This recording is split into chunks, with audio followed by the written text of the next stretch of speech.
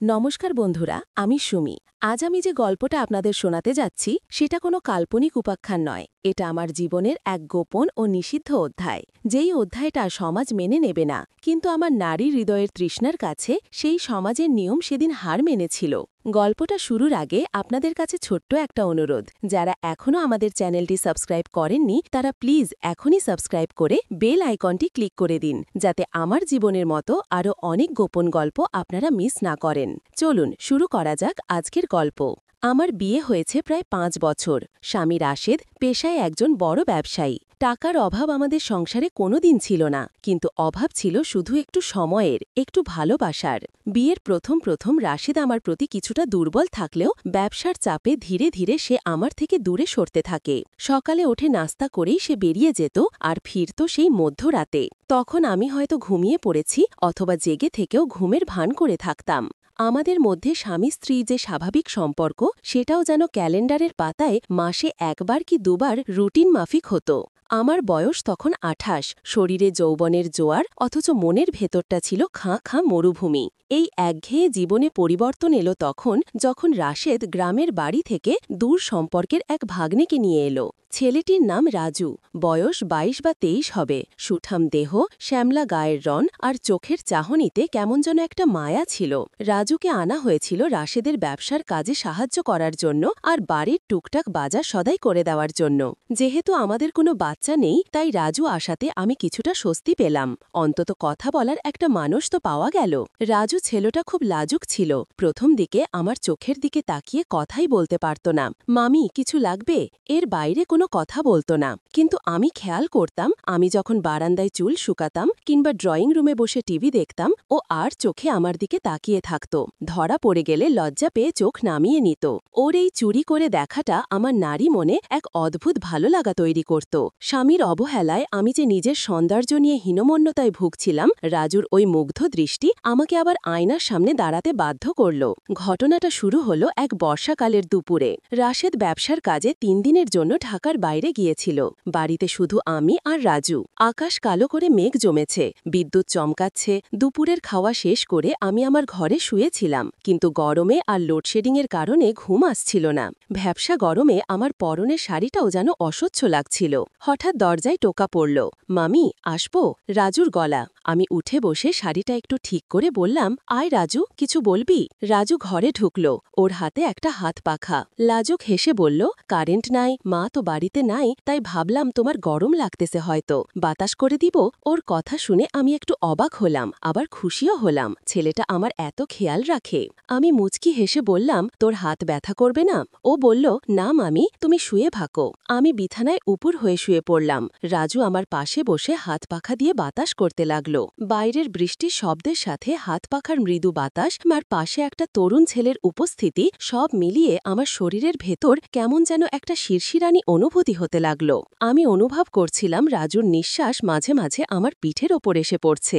হঠাৎ আমি বললাম, রাজু, আমার ঘাড়ে খুব ব্যথা করছে রে, গতরাতে ভালো ঘুম হয়নি।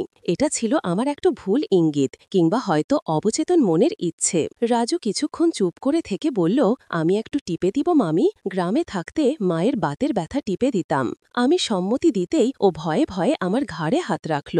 ওর হাতের স্পর্শ পেতেই আমার সারা শরীরে যেন বিদ্যুতের শক লাগলো। ওর হাতগুলো বেশ শক্ত, কিন্তু স্পর্শটা ছিল খুব কোমল। ও ধীরে ধীরে আমার ঘাড় টিপতে লাগলো। ওর হাতের জাদুতে আমার ব্যথা কমার বদলে শরীরের অন্য এক যন্ত্রণা বাড়তে শুরু করল। এক অজানা উত্তেজনায় আমার চোখ বুজে আসছিল। রাজু ঘাড় টিপতে টিপতে কখন যে পিঠের দিকে হাত বাড়িয়েছে আমি বুঝতেও পারিনি। ওর আঙুলের ছোঁয়া আমার মেরুদণ্ড বেয়ে নিচে নামছিল। আমি বাধা দিলাম না, বরং শরীরটা একটু আলগা করে দিলাম। আমার এই নীরব সম্মতি রাজুকে সাহস জোগাল। একটু পর আমি ঘুরে শুলাম। রাজুর দিকে তাকাতেই দেখি ওর কপালে বিন্দু বিন্দু ঘাম, চোখ দুটো লাল হয়ে আছে।